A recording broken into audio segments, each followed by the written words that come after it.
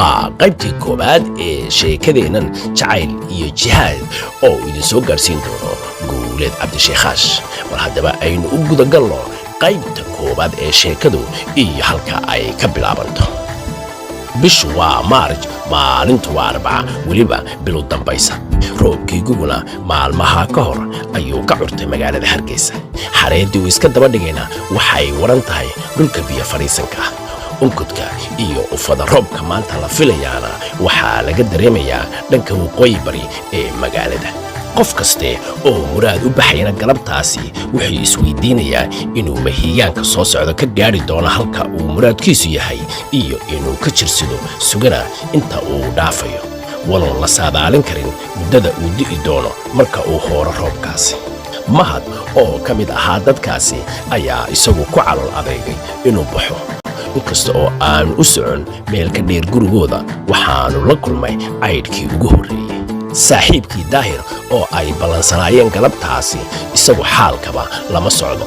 waxaana hurdadii uu 3 saacadood ka hor uu galay uu sii macaansanayaa shuuxa roobka ku soo dhacaya jeengada sare ee qolka uu hurdo gu'ii huwanaa ayaa ku yaraaday waanu isu soo ururiyey intuu itaalkiisu karayay waxaanu istaragadhka iyo jilbaha isagoo intaasi ka sii jeclaan lahaa haddii uu isu laalaabi karayo sida hangaraaraca oo kale haddii adduunyadu raaxa leedahay oo lagu waarayo rasuulkeenni udgoonaa naxariis iyo nabadgelyo korkiisa ha ahaatee ayaa loo dayn lahaa waxaa ka mid ahaayeen hadalladii ku soo dhacayay dhegihiisa markii uu dareemay in laga qaaday gu'i diiranaa ee uu macaansanayay waxaanu ugu jawaabay war maxaa nagu kaasaladay sawtaynu 5 ballansanayn saaxiibkii mahad ayaa weydiiyey inta ay saacadu tahay isaga oo u raaciyey waa 5 iyo dheeraad daahir wuu ka booday sariirtii waxaanu u soo diyaar garoobay inay baxaan markii ay ka soo baxeen guriga oo ku yaalay xaafadda daruuraha oo bilicdii ay lahaan jirtay ay u sii toban laabtay raxmadda da'day xareed udgoon saafiya wax wasakh ah oo ay sidataa jirin maadaama oo maalmihii la soo dhaafay roobku si joogto ah u da'ayay ayaa qulqulaysa hareeraha waddada dheer ee ka soo dhaadhacda dugsiga hoose ee biyo dhacay waxaad moodaysay inay dadku ku ballameen in la diyaar garoobo marka dhinaca roobku joogsadana la soo dareero sida ka muuqatay dariiqa oo uu dhexdiisii dad badan oo bilicsan buuxiyeen hareerihiisana xareedii qulqulayso waa la isdhex socdaa oday macaawis abusaranda ah iyo go'shaalah ku jeenay qaar wiil surwaal biigoda dhaadheer iyo kabaad cad biyaha ka dhawranaya gabdho duruuc kala midabo gedisan ka uursanaya daadka neecawda udgoon ee sankana la raacayo waxa dheeraa muuqaalka bilicsan ee galabtaasi loo wada bogay qof kastaana jaleecay oo ahaa golcas godkeedii beegsanaysa oo wac ka soo tiri galbeedka magaalada isna riixeen fadma hiigaan ka sii onkadaya koonfur galbeed muuqaalkaasi oo ahaa mid aan sinaba loo qeexi karin kaasi oo qofkii sugaani ku jirtay aanu afka ka haysan karaynin inuu kelmad ama laba ka yidhaahda mooyaane daahir ayaa ka mid ahaa dadkii jaleecay muuqaalkii quruxda badnaa ee ka soo muray dhanka cadeeddhaca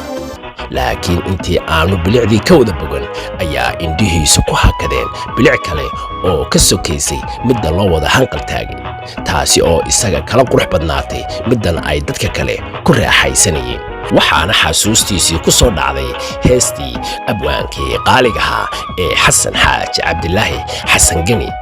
oo ay midhaheeda ka mid ahaayeen halalacda muuqii indhuhu waxay u haysteen dayaxoo hoggiisii ka soo baxay halbaarkeed shucaacoon higsanayay maaday hortaagnaa halalacdiya muuqii indhuhu waxay u haysteen dayaxoo hoggiisii ka soo baxay halbaarkeed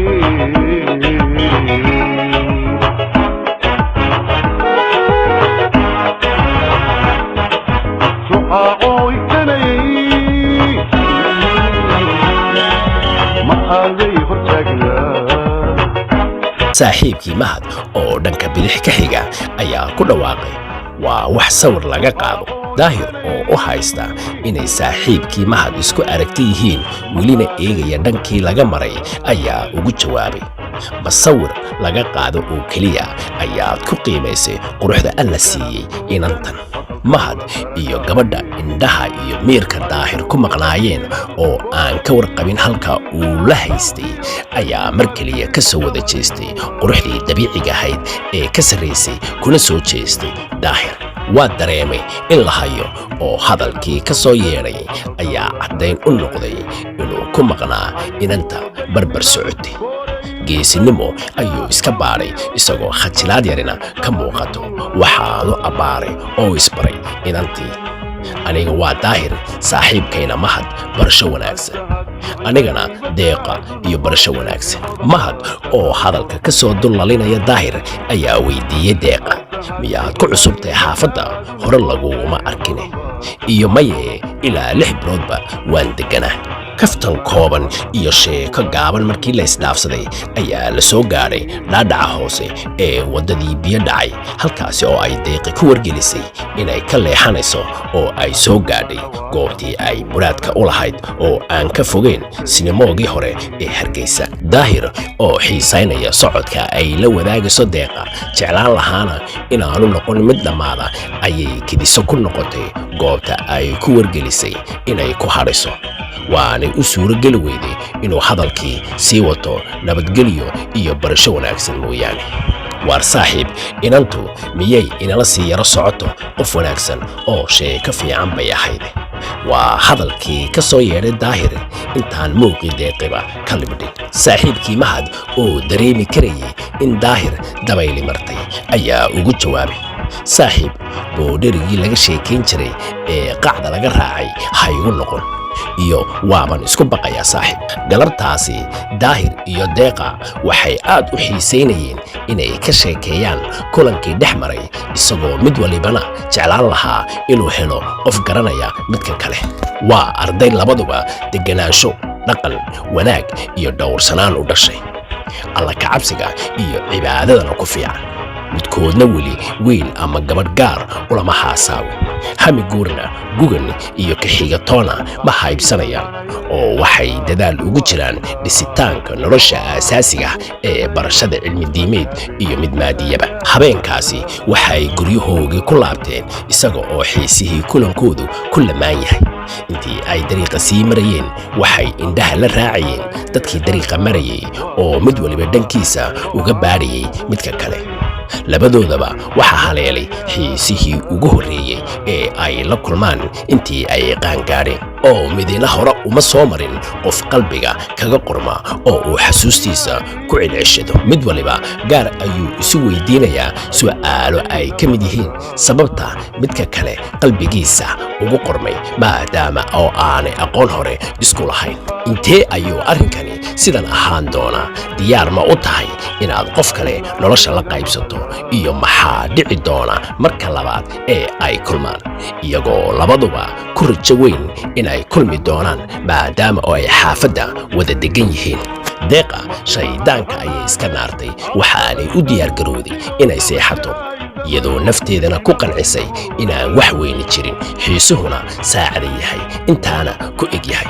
waxaanay ku ducaysatay markii ay jiibsatay in Allah ka nabadgeliyo masaa'ibka adduunyada, iyadoo jacaylkana ku dartay. Daahir isagu waa ka aragti duwanaa, waxaanu Allah ka baryay sidii roon, isaga oo jacaylkana ka aaminsan inuu yahay kolba sidii Rabbi uu ka dhigo.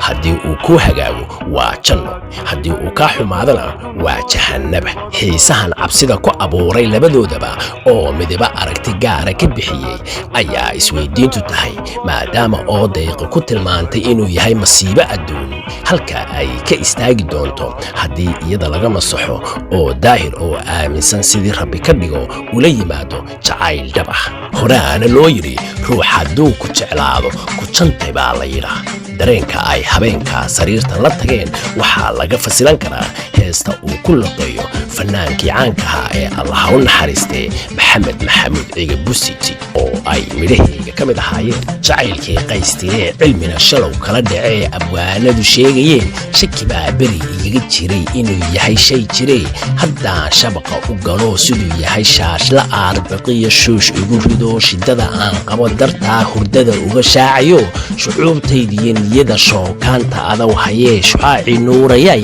qalbiga waad shaafidee ma wada sheekaysanna